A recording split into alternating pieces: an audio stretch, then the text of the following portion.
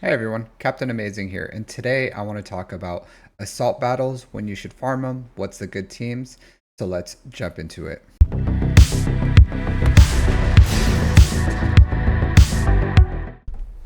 First and foremost, assault battles are important because they give you a return of investment. They give you Zeta materials, relic materials, signal data. It's a very important part of this game, and it's a huge reason of why I'm able to farm as fast as I am able to farm. Also, another key thing in there is injector pieces. These finisher pieces right here. So if you don't have good assault battle income, at least with challenge tier 1, you're going to run out of these if you relic at a decent pace, and you're going to have to waste your normal energy farming them, which could go to Chirotech, and also bronzium wiring. So you're putting effort into something that is going to push away two bottlenecks, which is the Chirotech and bronzium wiring bottleneck, and it's going to hurt you over the long run the longer you wait to start getting these assault battles.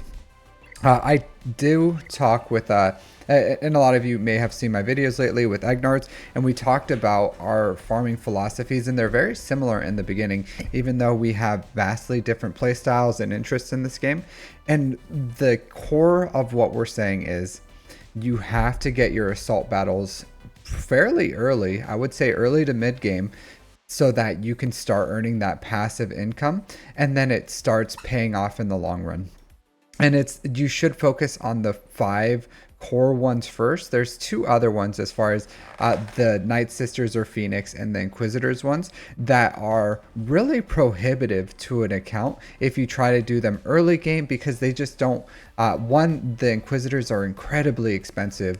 Or Chirotech, they cost 2,000 to unlock Grand Inquisitor, 2,500 to include Grand Inquisitor, having them up and running, and then 3,200 once you get Riva. So, and at that point you should have Scythe and the TIE Interceptor and Riva, and the payoff is definitely worth it. And then that cherry on top, just boop, is you get an assault battle out of it as well. So I definitely didn't farm Inquisitors for an assault battle. I did it because I wanted to give back to my guild for giving me Riva, so I could start earning them Riva shards, and also mainly the ships with Scythe and the TIE Interceptor, so I have a Leviathan counter, and then also Riva is just an overpowered character. So, but regardless, this is about assault battles. So generally, the farming pathways that I say is the first big farm someone should do is a GL level ship. If you bought the SOKR bundle, Ray bundle, and you wanted to go for that first, then yeah, go ahead and go for that. But immediately after that, you should go for your big first GL ship, which is usually Executor or the Profundity. Whichever one you choose will kind of color the way that you should go as far as these first few farms. So if you go Executor, you should immediately after go Imperial Troopers. So Executor is going to give you Admiral Piet, and if you do go, let's say, C afterwards, you can get Colonel Stark, General Veers, and then Dark Trooper is the only thing, and Range Trooper are the only things you'd have to farm.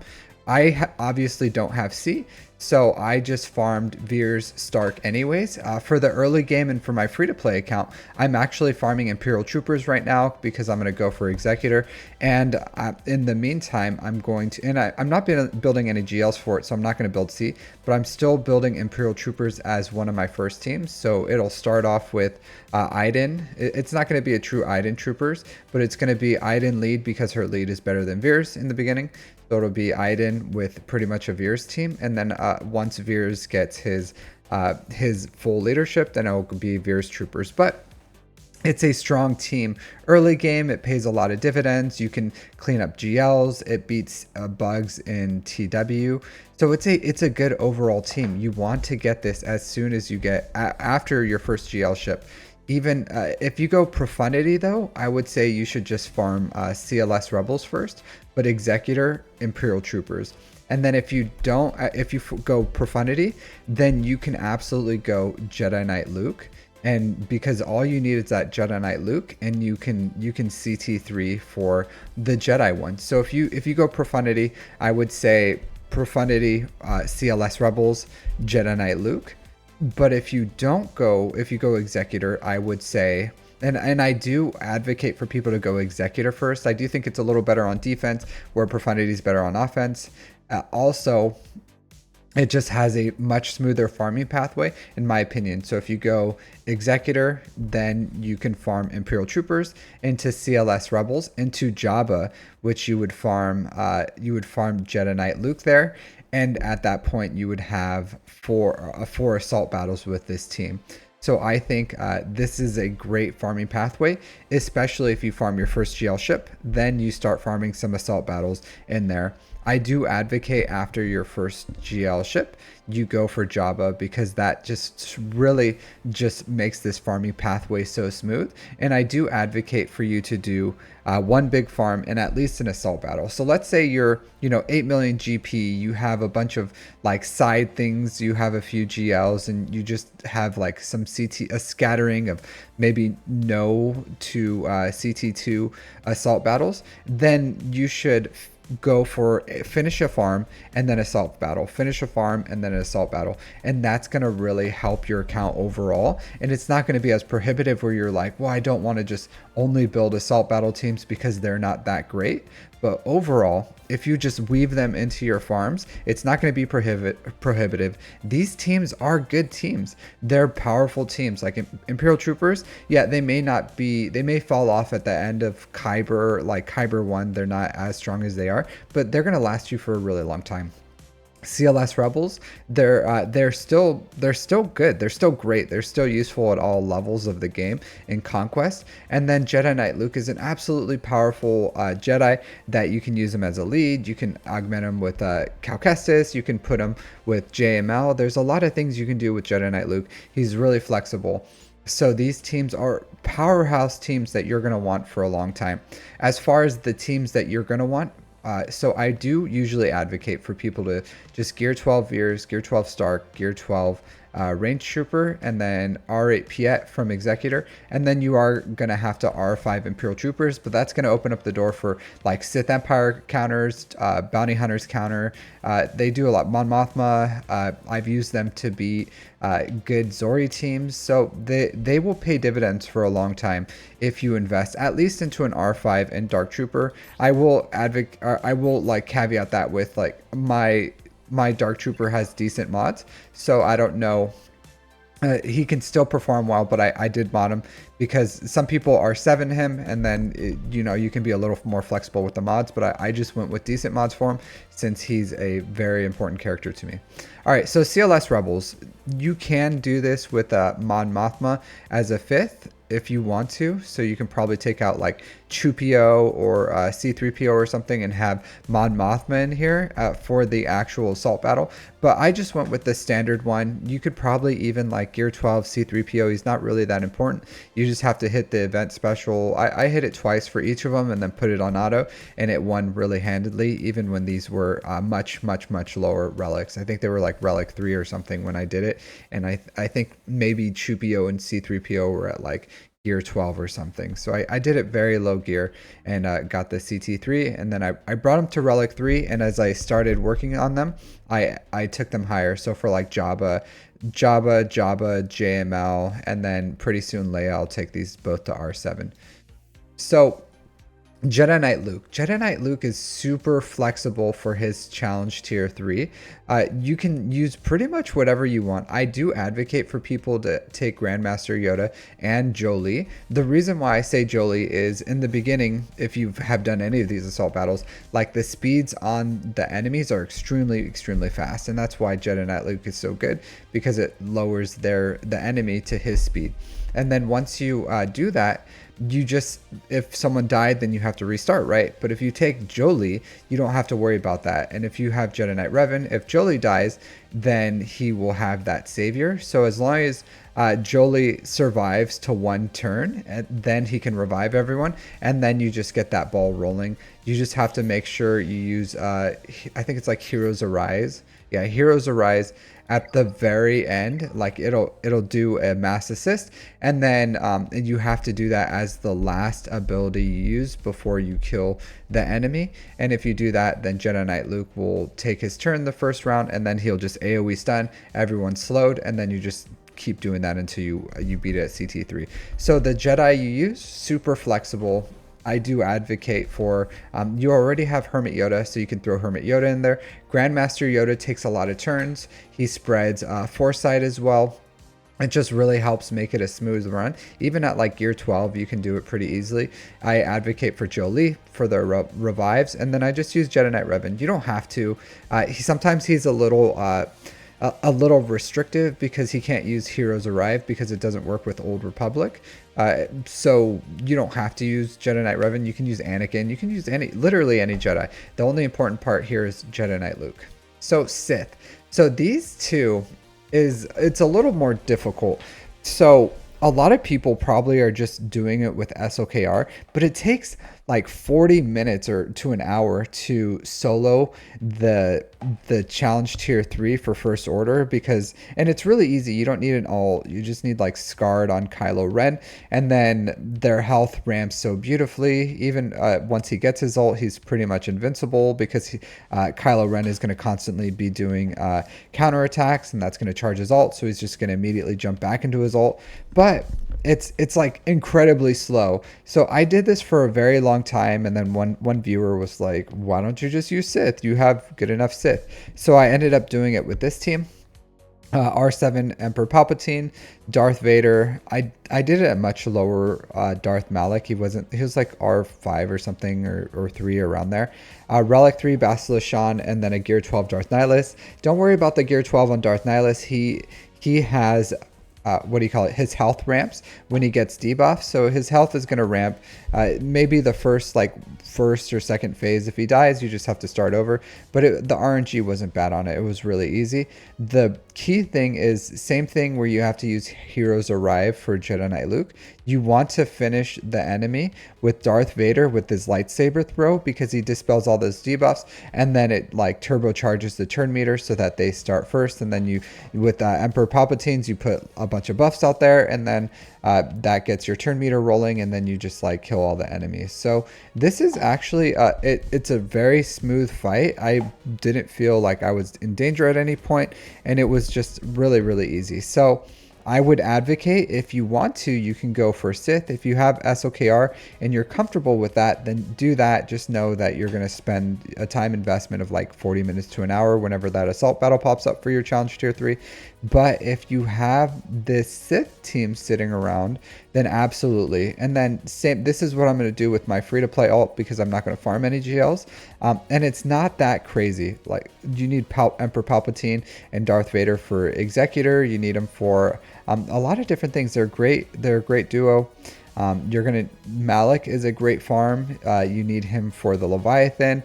Also Jedi Knight Revan, Darth Revan. So it's 2 good teams. He's a solo master. And then Basilisk Shan just comes with the mallet package. And then everyone should have a Gear 12 Traya and Darth Nihilus at least. So this is a really approachable team, I would say. And then we go towards Nightsisters and Inquisitors. And I want to caveat the Nightsister one with, if you have Phoenix and then you invested in Captain Rex, you can get Challenge Tier 2. And that's perfectly fine for a very, very, very, very, very long time. If you ended up buying the bundles for Nightsisters, then you should be able to do it. Even like a low gear 7-star Marin is going to make it easy. If you don't have a low gear 7-star Marin, you don't have to use her. You can use someone else here as long as you have Talia. So you can replace her with like a Saj or something, and that's what I did it with originally. So when I did challenge tier 1, I did it with the Saj. The only thing I did was I put a bunch of tenacity, a mix of tenacity and health on old Daka, and a crit avoidance arrow there, and it was enough for me to survive. And then Talia will heal her up, remove all her debuffs, and then you kill old man Sidious, and you just keep on going. You just have to make sure that you can get a revive if you get killed at the end with what do you call it, with Nihilus doing the kill, insta kill. Hopefully he hits zombie or something, and then you'll be good if he does get that off. But either way, This is a really approachable team. I have committed to R8, my Marin, for my guild for platoon, so I will very shortly be getting this team to challenge tier 3, which is my very final one. But I would say these last two assault battles, you don't need to rush them, not at all. And if anything, I would say not until you have about like 4 GLs and 2 GL ships should you even start thinking about these. Like these 5 assault battles right here are more than enough return of investment. They're great teams. They synergize really well. They have great, especially if you go like executor executor into Jabba or executor C Jabba, like all really good farms over here that will give you a huge return of investment. But these are kind of isolated. Phoenix are their own thing. A lot of people have them. You can farm Cracks and that'll lead to Leia, and then you can get challenge tier 2 that way.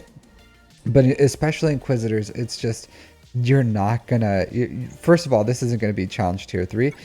You need Grand Inquisitor to do that. So I did it with Riva, so I think I took off these and I ended up doing, I haven't touched this this tab in a long time. So I ended up doing it with this, is the squad that I did it with. And it was very easy. If you have Riva, I didn't even have to remod. I just played it through once and won with 3 stars. If you go with Grand Inquisitor lead, you are going to have to, you know, remod heavily, make them fast, make sure their stats are right, and then, you know, just go with the RNG, and it's definitely possible. And I don't think it's possible with the normal 5. I just don't. Like, it's actually a pretty difficult fight. But if Grand Inquisitor, it's definitely doable. Third Sister, a walk in the park.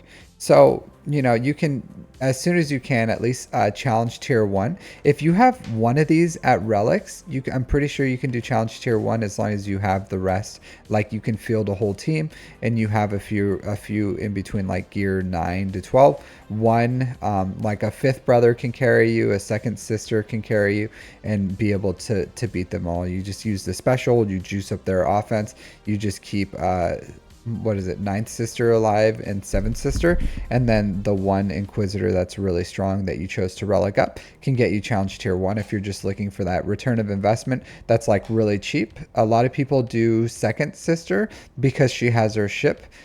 So that's a good alternative, is you just like kind of take these to usable level, you take 2nd sister up, and then you'll be good to go. But definitely not something that needs to be done anytime soon. And I would say I wouldn't even advocate for you to start thinking about this until you have those 4 GLs, 2 GL ships. Then your account is a good place to pretty much take the time to farm Inquisitors for your guild. And then if you want to get Nightsisters up and running for that challenge tier 3, if you have challenge tier 2 with Phoenix, then you're pretty much good for forever until you want to get Nightsisters up for something else. I would not specifically farm Nightsisters for the assault battles.